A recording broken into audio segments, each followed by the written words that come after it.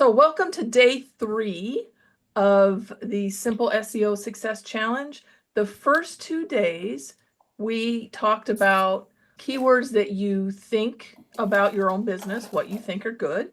We talked about where to go and some tools to use to find keywords that other people are actually typing in so that you could expand your list. And then we also, yesterday, we talked about where to use the keywords in your content. So if you missed that, the recording's up and the PDF is in the area where you can download it, and you've got all of that outline and all of that in there for you. We had a few people turn in some writing that they've done, and I looked at it. It's fantastic. So it's great that you're following that outline.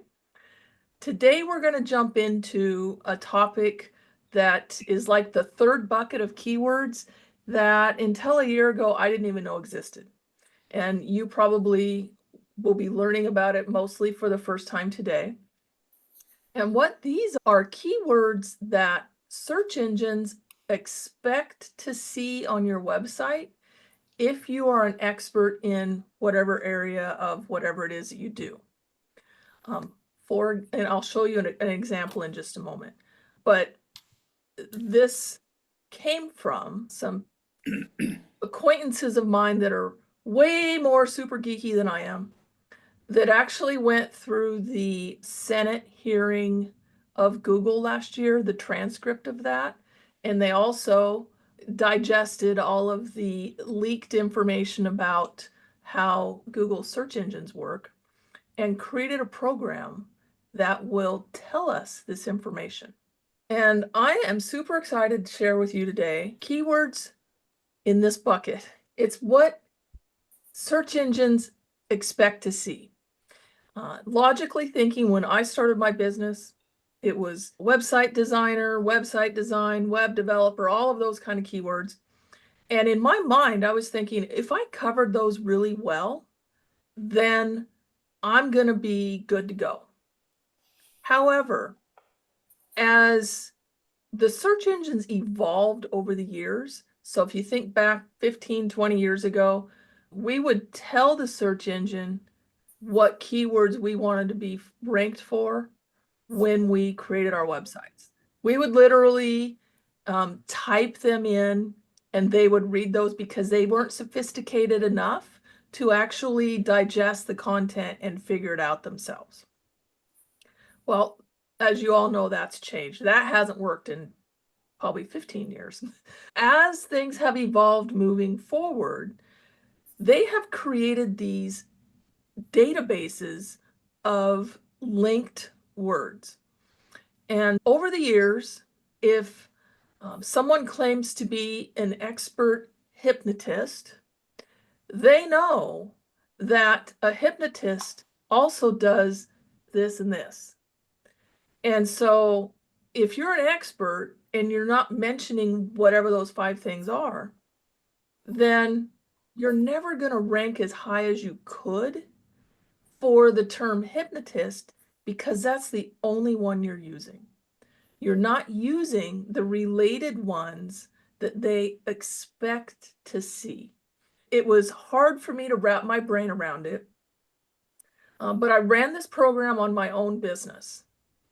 And the keyword I put in is my main one, which is website design. The ones that you see here in red are all keywords that I know about, but some of them I don't do in my business, and I don't have them mentioned anywhere on my website. For example, I don't do e-commerce. And Drupal and Joomla and Magento and Shopify, they're platforms that I don't use. And so I intentionally never mention them on my website.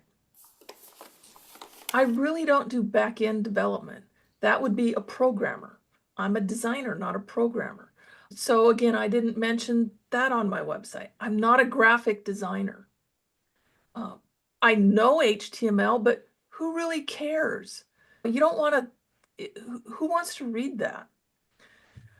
And so I took this year, or this last year, I took a different point of view on all of these. Like I was shooting myself in the foot.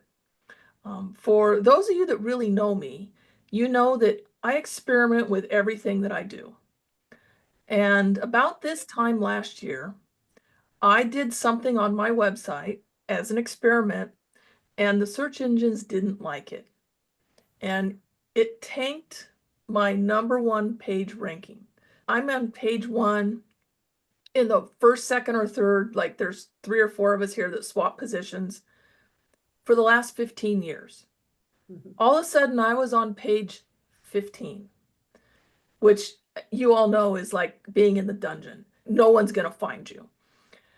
And I undid what I did because obviously that didn't work. And I won't share it with you because I don't want you to try it either. But a search engine doesn't automatically put you back where you were.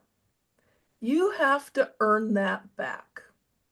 And it literally took me a year to earn it back after being there for 15 years. And one of the strategies I did was I actually started to create content around these red words. Again, even though I don't use them, I created some blog posts and I did it in a way that didn't indicate I'm an e-commerce website designer because I don't want that business. And I work in integrity. I'm not going to tell somebody that. However, I did create a blog post that was comparing e-commerce platforms like Shopify and Magento, and it used the keyword e-commerce. So if you think about it, you can come up with a way that you can use these keywords to your advantage. But then the question remains, how do you find them? How do you know? Which is why I purchased a program from, again, a super geeky person that is a back-end developer and is a programmer. And if you spoke with this person, it'd be like right over the top of your head. You'd have no idea what that person said. So I purchased it and I'm using this for some of my clients. I'm writing my own blog posts with it.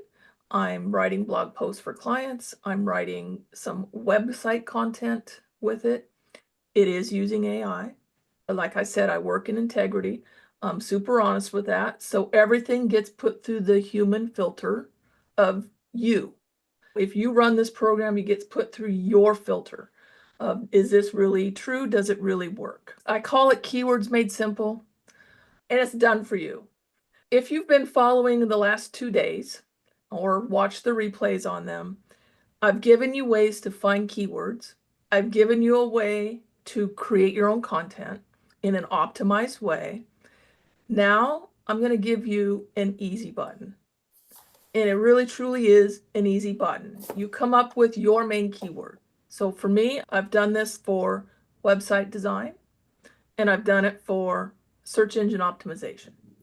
There's other ones I could do it for, but those are what I'm focusing on because you get a lot of content with it and you got to do something with it. So I basically put in one keyword and I will get the top 24 primary keywords that search engines expect to see. So it may not be the ones that you've come up with on day one, and I'm not saying that those aren't good keywords. Use them, but these are ones that you're going to put into the mix as well. And you will probably see that a lot of the ones that you did come up with are on there. If we go back to this, the ones in black were on the list, but I had already been creating content around those. The ones in red were all new ones that I needed to create content on in order for a search engine to say, Dottie is an expert website designer. Now, all of you that know me and love me, you know I am. But that doesn't help me get my website ranked. I need the search engines to know this. So it gives you that, and then it gives you, for each 24, it gives you 5 secondaries. So these are ones that are related to whatever that single one of the 24 is. So you can do the math on that. It's a pretty good number that you get. It gives you 24 blog posts. And I've created a custom GPT, which is part of Chat GPT. You can use it even if you're on the free account. So you don't have to go buy Chat GPT if you don't already have that. And you basically take the information that I'm giving you, run it through that custom GPT, and you're going to get an optimized blog post, sales page, website page, whatever you're working on. And you get 2 social posts to promote that. Have you guys ever thought that you create a blog post and then you're done? A lot of people think that. You need to promote that blog post. It's not instantly ranked in Google. So how Google works is, or how any search engine works, is they discover new content based on links. So if you've got a link coming to your content and they hang out on social media platforms. I used to use Twitter, but I still use Twitter for the sole purpose of having a search engine discover my content, because they hang out on Twitter 24/7. There's tons of new links going in there linking to content, and they want new content. That's the job of a search engine, is to find content, index it. If you create a blog post and you're on a cycle of maybe a search engine coming to your website once a month, which is very common, it's not going to see that new blog post until your time for that month comes around. So we'll just say you're scheduled for a search engine to visit your site on the 5th of every month. And if you posted your content on the 6th, it's not going to find it for a month. So to combat that, you can force it to happen by creating a social media post and linking to your new content. That is how we get our new content indexed almost immediately. So that's what I use social media posts for. There's other uses for social media, but in my logical brain, it's to jumpstart new content getting indexed. So if you're someone who creates a blog post and then you just leave it alone, add this to your workflow and you will start to see better results from what you're doing. And then, of course, I'm giving you access to my blog writing custom GPT. And when I say access, I'm also saying a video that shows you how to use it. I'm not just going to throw it on you and go, here, figure it out. Not in my style. And the price for this is not the $9.97. It is $3.97. And again, it's over a year's worth of content. And if you want that, you can go to the URL that's at the bottom that I can't read. I believe it says keywordsmadesimple.com.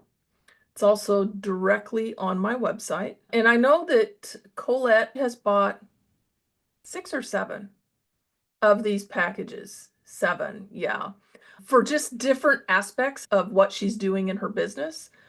And she's actually having, I think, her VA is taking what I've delivered to her, and her VA is doing all of the magic for that. Colette, did you have anything you want to say about it? Yeah, my VA does part of it. I do the finishing touches because I want it to be in my voice. And Right. that's one of the things I'm learning to improve as well, is to teach my voice, meaning my style, to ChatGPT. And in fact, I bought 7 different keyword content wizards from Dottie because I have 3 different businesses. And so if you multiply 7 times 24 times 2, that's how much? I don't know. That's about 2 years worth of content for articles, for blogs, for picture, images, carousels, anything I want it to be, basically. And I've also found that it not only gives me content of topics I'm already familiar with, but it's even teaching me things that I didn't know because I haven't caught up with one particular specialty of the work that I do. And there are times when, for one business, for example, I could have chosen 3 or 4 keywords. So there's crossover. It's exponentially powerful. I wanted to share another story. Peggy Lee's not here today. So Peggy Lee is a publisher, and she helps people learn how to write their books in an efficient way. And last Christmas, she had a program that she was offering. I don't remember exactly what she called it, but she didn't get a lot of traffic to it. And I was working on a custom GPT to help you with sales copy. So I ran her page through my custom GPT, and I thought, this is horrible. I thought I completely failed on this plan, but I tested 5 or 6 others and it worked really well. So I sat here and I thought logically, what happened? And here's what happened. She called her program Kickstart your book writing, something along those lines. It had the word kickstart in it. And this really brought it home to me how search engines really work. Because of the word kickstart, which is already indexed in a search engine under Kickstarter donations, charity programs, the whole GoFundMe, all of that stuff. The content that it came back with was all around donations and GoFundMe, and which was 100% not what she was doing. So it totally failed her. But the reason it failed her wasn't because of what I had written. It's because of all of the existing information in the search engine indexes or the databases around the word Kickstarter. Even though she wasn't using it in that fashion, she's never going to get her page to rank for what she wanted because of what she called it.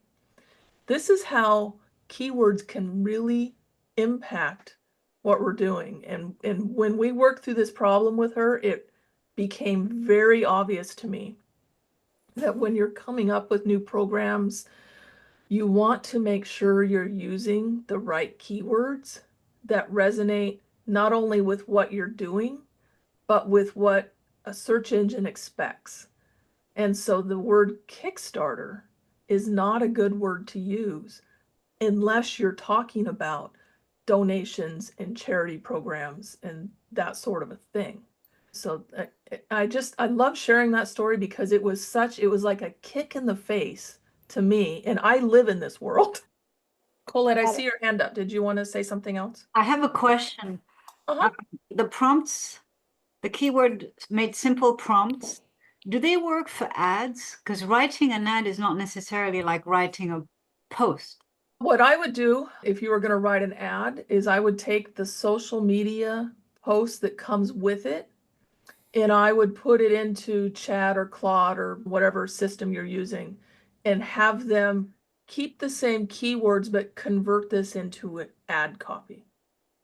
Okay.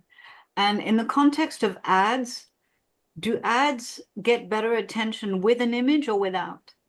It depends on the platform and it depends on the image.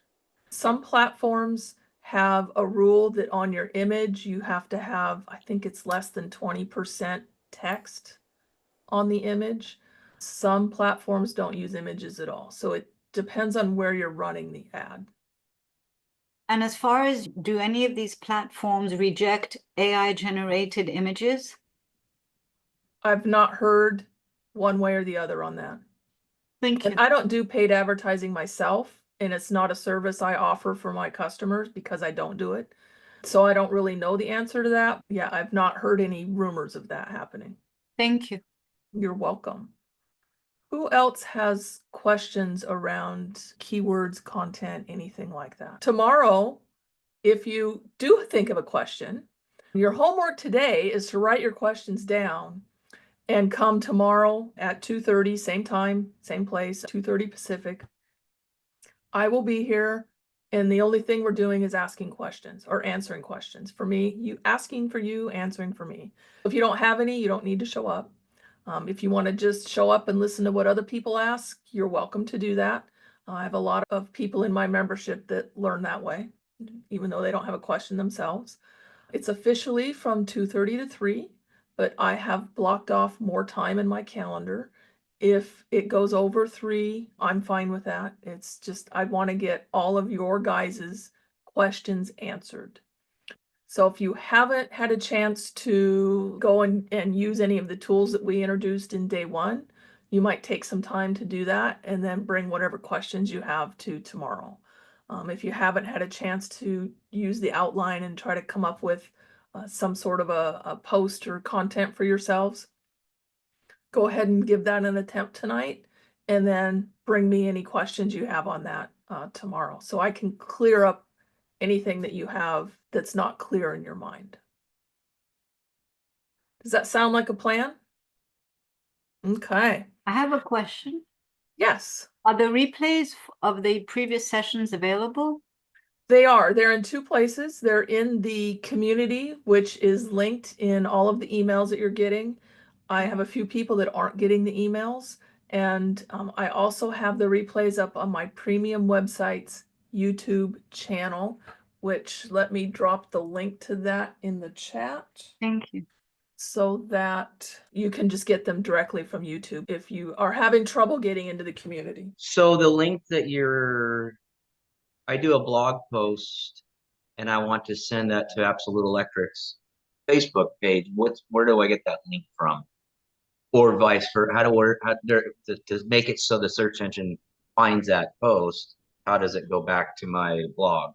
Okay, so when you create a blog post and then you open that up in the browser, so you're looking at just the blog post, it's the address that's in the URL bar, copy that directly, Okay, and then it will go right to that page. okay.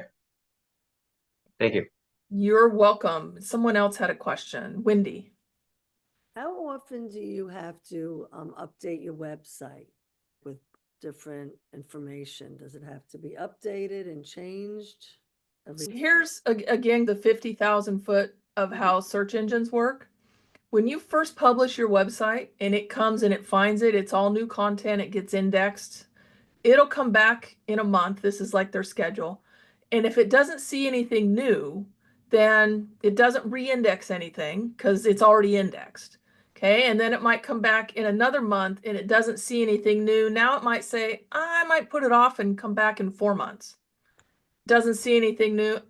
Maybe I'll go out to 6 months.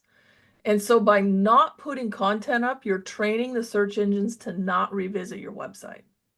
Okay, so your recommendation, like, I'm not really good at doing that, so I would have to hire somebody to update my website and look at it, like you, for example, if I wanted to do that.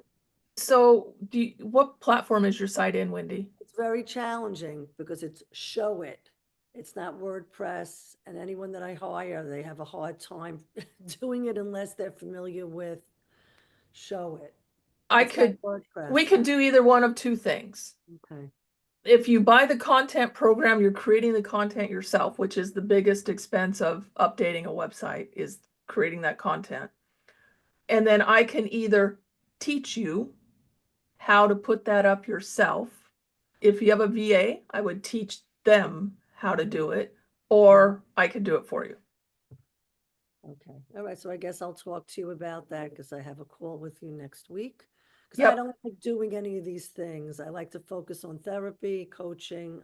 I don't enjoy it. I have a VA. She's in the Philippines. We could talk about it and figure out Okay, what's the cost-effective thing for me to do. perfect. I totally get that too. Okay. Stay in your own lane. Exactly.